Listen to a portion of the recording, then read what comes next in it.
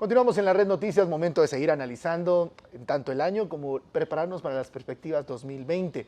En esta ocasión estamos dando inicio a un año muy movido, seguramente, por el tema de nuevas autoridades. Será un año de aprendizaje también para nuevos alcaldes, nuevos diputados, para un nuevo presidente de la República.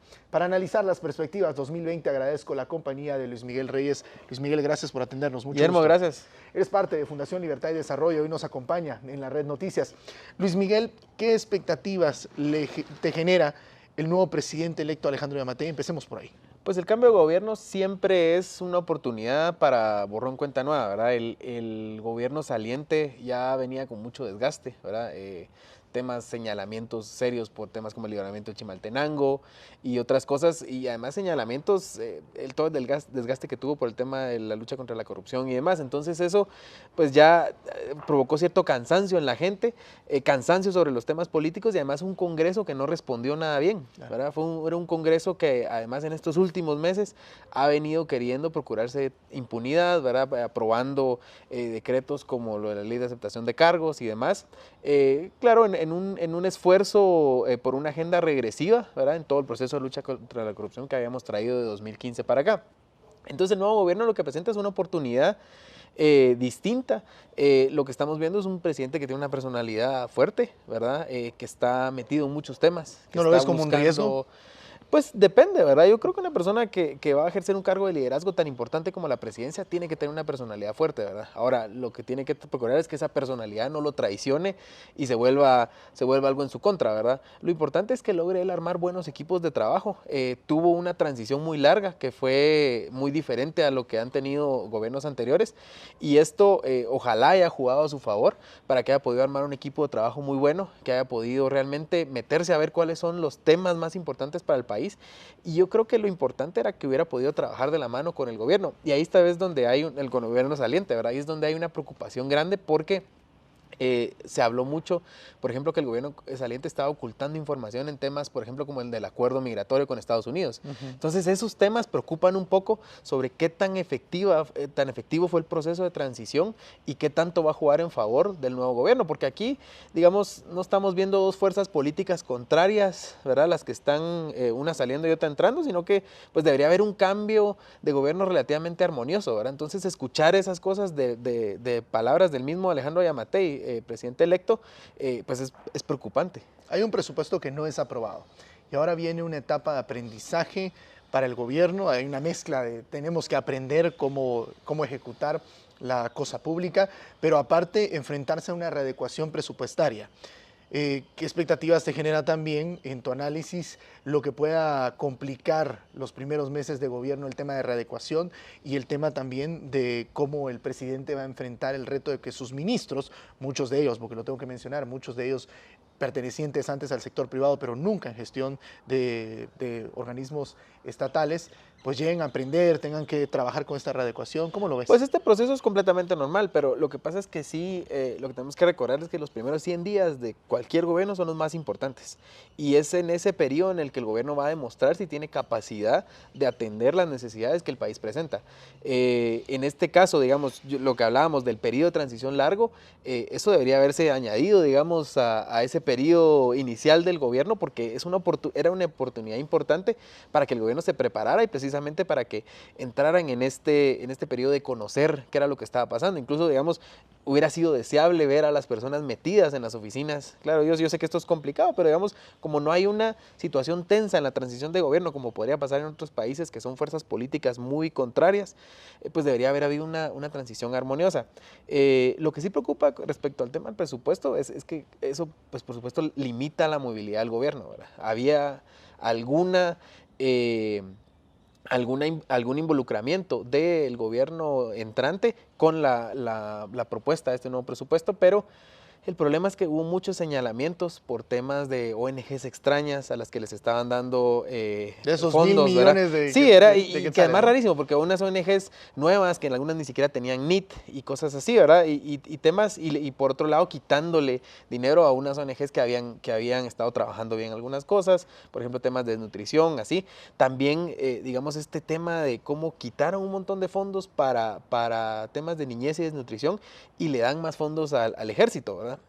en un momento en el que esto pues, se cuestiona si es necesario o no. Entonces, yo creo que es importante que el gobierno pues entre con la mejor actitud posible y que el ministro de Finanzas iba a tener una gran responsabilidad de ver cómo ese presupuesto que tenían del año pasado puede adecuarse para lo que tienen. Lo que pasa es que sí van a tener que pensar que si quieren tener éxito, pues para el segundo año tienen que hacer un proceso importante de cabildeo con el Congreso entrante, ¿verdad? Para poder tener un presupuesto. Pero ahí lo importante es que ellos generen una narrativa de qué quieren hacer, ¿verdad? ¿Considera Luis Miguel Reyes que el modelo Nayib Bukele de cómo utilizó los primeros 100 días de su gobierno es un buen modelo de un gobernante que rápido causa un impacto no solo en su país, sino a nivel internacional y se vuelve un presidente mediático y que muchos reconocen y su tasa de aprobación es alta? Puede ser, lo que pasa es que el modelo Bukele también se puede agotar, ¿verdad? Y hay que tener una personalidad muy particular que yo no la veo en Alejandro Yamatei. Digamos, Alejandro Yamatei es un político más, tal vez, al viejo modelo, ¿verdad? Más tradicional. Sí, más tradicional. Entonces, no creo que le vaya muy bien este modelo de gobernar por Twitter y de así, digamos, de dar órdenes por Twitter. Yo creo que él debería tal vez mantenerse al inicio una relación con los medios más tranquila, ¿verdad? Yo creo que él durante el periodo de transición lo hizo bien, ¿verdad? Estas reuniones periódicas que tenía con los medios para informarles sobre lo que estaba haciendo, pues debería tratar de mantener una línea un poco así, más tranquilo, ¿verdad? Porque también al tener una personalidad fuerte, esto puede provocarle enfrentamientos con los medios. Y más que cuando ya esté en gobierno va a haber mucha tensión, ¿verdad? Claro. Especialmente en un país con tantas necesidades. Entonces lo mejor es que trate de mantener una relación con los medios cordial los primeros meses, porque si la relación se empieza a desgastar, le va a provocar muchos problemas para continuar en el gobierno. De los nombres que ha escuchado Luis Miguel Reyes para ocupar un puesto dentro del gabinete de gobierno, ¿qué le parecen los nombres? Muchos hablan de que no son personas que se reconozcan del medio político, lo cual puede llegar a ser bueno, ¿no? Porque puede ser el refrescar la política de los diferentes ministerios. ¿Pero qué opina del gabinete que hasta el momento se ha dado a conocer? La verdad es que es eso, ¿verdad? Es gente que a lo mejor no ha tenido experiencia en las áreas específicas a las que va, pero que tiene experiencia laboral en diferentes espacios. Un Pedro Brolo, por ejemplo, que es una persona joven, que le va a ir a lo mejor dar una nueva cara a esa Cancillería que se ha visto tan desgastada con el gobierno de Jimmy Morales por tener una posición tan dominante en estos temas de política internacional que nos metieron en muchos problemas durante este gobierno. Un Tony Maluf, por ejemplo, ¿verdad? Que viene del sector privado y se ha rodeado de un grupo de técnicos que me parece muy interesante, que pueden llevar el Ministerio de Economía a tener un protagonismo importante que debería tener. Álvaro González Richie es una persona pues conocedora del tema de finanzas, ¿verdad? Y creo que por ahí puede ir, si logra manejar bien y además que es un político que tiene alguna experiencia, si logra manejar bien la parte política, pues puede funcionarle bien para los siguientes presupuestos que le va a tocar trabajar. ¿Verdad? Y creo que el resto, pues algunos son personas muy desconocidas en salud, en educación, que son espacios importantes donde me parece que hay que hacer aportes. Es gente que tiene alguna experiencia, que ha estado trabajando en ¿Bueno o esos malo que ministerios. sean desconocidos? Pues depende, ¿verdad?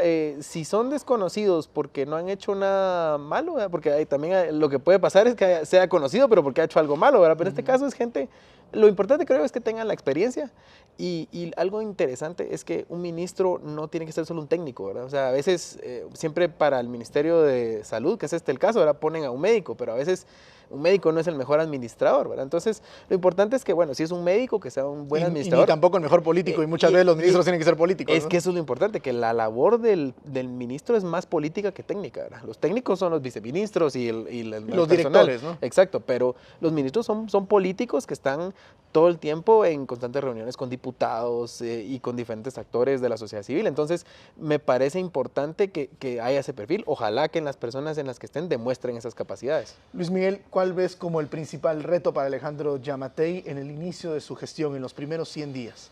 Yo creo que el principal reto es tomar Guatemala, digamos, tomar el control del país en una situación en la que venimos saliendo de muchos años de crisis política que no se ha detenido. Entonces, yo creo que es necesario que él decida cuál va a ser su camino. Si su camino va a ser el del microadministración, ¿verdad? Como de apagar fuegos. Yo creo que ese es un camino peligroso porque se le puede complicar. Este es un país donde se abre una caja de flipones, se baja una palanca y estalla una cosa por aquí, se baja otra y estalla otra cosa por aquí, ¿verdad? Entonces lo mejor, creo yo, sería ponerse en un modo más estadista y tratar de proponer una serie de reformas en temas de administración pública, en temas de servicio civil, en temas de, no sé si a él le interesará meterse en el tema electoral, pero a lo mejor, o el sistema de justicia, que sí sería muy importante, ¿verdad? Pero a lo mejor pensando en una línea más por ahí, más estadista, más de país, él podría tener un mejor impacto en sus primeros 100 días de gobierno, además con un Congreso que es muy complicado, porque vamos a tener casi 19 bancadas, y bancadas, digamos, pequeñas, de grupos distintos. O sea, en el Congreso creo que sí va a haber una discusión política interesante. Entonces, poner de acuerdo a ese Congreso va a ser un trabajo titánico, pero creo que si se tiene una buena idea, se tiene liderazgo, a lo mejor Alejandro Yamatei podría empujar a que pasen algunas cosas ahí a nivel de reformas, que es donde yo creo que se podría hacer el mayor aporte en este país en este momento. Llega un presidente contra la pared por el tema de lo que ocurre en el Congreso y las negociaciones que él va a tener que sacar adelante para poder lograr algo a nivel legislativo. Es que el problema es que nunca teníamos mucho tiempo no tener un legislativo tan fracturado, ¿verdad? Y además con fuerzas políticas que sí son muy contrarias. O sea, tenemos partidos que son de derecha liberal, derecha conservadora, tenemos partidos de izquierda, tenemos partidos socialdemócratas, que digamos, ciertamente los partidos guatemaltecos no son tan definidos ideológicamente, pero hoy sí veo como que hay cierto interés ideológico. Lo plural de nuestro país y de nuestra cultura lo llevamos al Congreso ahora, ¿no? Hoy sí se ve, creo yo, un poco más de esa riqueza ideológica política que hay en el país, aunque no la que se quisiera, pero creo que hay un poco más. Entonces, y además algunos partidos que son muy complicados. La segunda fuerza para el Congreso 2020 es un partido cuyo candidato presidencial fue señalado por temas de narcotráfico y condenado en Estados Unidos por temas de narcotráfico. Entonces, digamos, un partido con esas características, muy complicado. También vemos a la UNE, el partido más fuerte en la próxima legislatura, también con problemas legales, varios partidos enfrentando procesos de cancelación que probablemente llevarán algunos años, pero que los van a poner en una situación complicada. Entonces, no es un Congreso fácil, y en ese Congreso complicado es donde Alejandro Yamatei tiene que lograr algunos consensos. Ahora, el tema es si él quiere meterse a la parte política, ¿verdad? Y empezar a proponer en el Congreso, miren, necesitamos una reforma al tema de administración pública. Aquí hay una reforma, aquí hay una idea. ¿Verdad? Necesitamos aprobar estos temas en temas de política económica para que poder reactivar la economía del país. Entonces, si se va a poner por ahí a negociar con el Congreso, va a ser un trabajo complicado, pero a lo mejor más necesario, más efectivo que empezar a apagar los fuegos, ¿verdad? Que era lo que decía, que me preocupa. Claro. Un poco como el tema de querer arreglar las cosas sin tener las reformas. A lo mejor va a ser muy complicado. Luis Miguel, este año queremos embarcarnos en una travesía, el hecho de provocar que los diferentes actores sociales de nuestro país, políticos, económicos, empiecen a tener esas discusiones necesarias para los problemas de fondo en el país. Hablamos siempre mucho de lo superficial, de lo que ocurre hoy, pero mañana nos olvidamos de esa noticia. Queremos ir más allá. Desde el 85 en Guatemala no se tiene una discusión de qué país queremos. Si queremos un país industrializado, si queremos un país agropecuario, qué tipo de país queremos. En el caso de Luis Miguel Reyes, ¿cuál considera debe ser el primer paso para empezar a entablar ese diálogo nacional y que definamos una agenda de país que, por ejemplo, no nos deje entrampada una agenda legislativa en el Congreso de la República, que definamos como país las prioridades que debemos de atender y que las soluciones de fondo vayan más allá de las personas a las que les pagamos por ejecutarlo, en este caso presidentes, diputados, alcaldes y demás? ¿Cómo empezamos a discutir una agenda de país?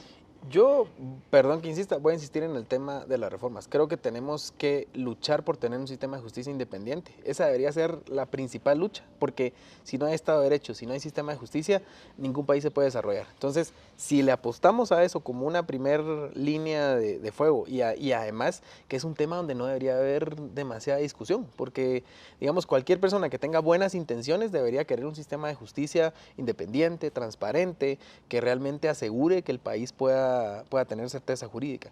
Entonces, si eso se logra, con eso podemos lograr otro montón de cosas, ¿verdad? Y ya luego hablaría de temas económicos, ¿verdad? Hablaría de, por ejemplo, de si Guatemala debería liderar un proceso de integración económica centroamericana que pudiera darnos esos beneficios de la globalización a esta área de América que ha sido tan olvidada y que está en una situación tan complicada en temas políticos y económicos. Pero eso como sería poder de enfoque, enfocarse primero en el tema del yo creo que justicia, o sea, eso es lo principal. Si logramos avanzar algo en eso, y que digamos, algo se había avanzado cuando se discutieron la reforma constitucional enfocada al tema de justicia hace unos años. El problema es que al final se complejizó, salieron un poco esos demonios ideológicos que tenemos metidos y que complican todas las discusiones. Pero si dejamos eso de lado, creo que había muchos temas donde los técnicos de izquierda y derecha estaban de acuerdo y querían avanzar. Entonces, logremos avanzar en eso y ojalá el Congreso esté claro de que eso necesitamos. Ahora, a mí lo que sí me preocupa es que, por ejemplo, ya hay diputados que entran que tienen temas pendientes con la justicia, por ejemplo. Tenemos 30 segundos. Un comentario final de las perspectivas 2020 de lo que Luis Miguel Reyes, como analista político, espera de las nuevas autoridades y en general de lo que considera puede llegar a ocurrir en el país. Bueno, incertidumbre creo yo. El Congreso tan dividido nos da esa incertidumbre. Yo esperaría que las bancadas que sean sanas logren tomar algún liderazgo dentro del Congreso para poder avanzar una agenda de reformas, que es lo más importante. Y del lado de Alejandro Yamatei, yo esperaría que tenga esa visión más de largo plazo, de querer dejar algo como un legado importante, y ese legado importante sea la reforma del sector justicia, sea la reforma del servicio civil, sea la reforma de la administración pública, para poder dejar un país un poco mejor de lo que lo encontró, porque lo que necesitamos es salir de esta crisis. Luis Miguel, gracias por atendernos. Muy Gracias, amable. Guillermo. Es La Red Noticias. Vamos a la pausa. Cuando regresemos, hay más contenido en esta emisión.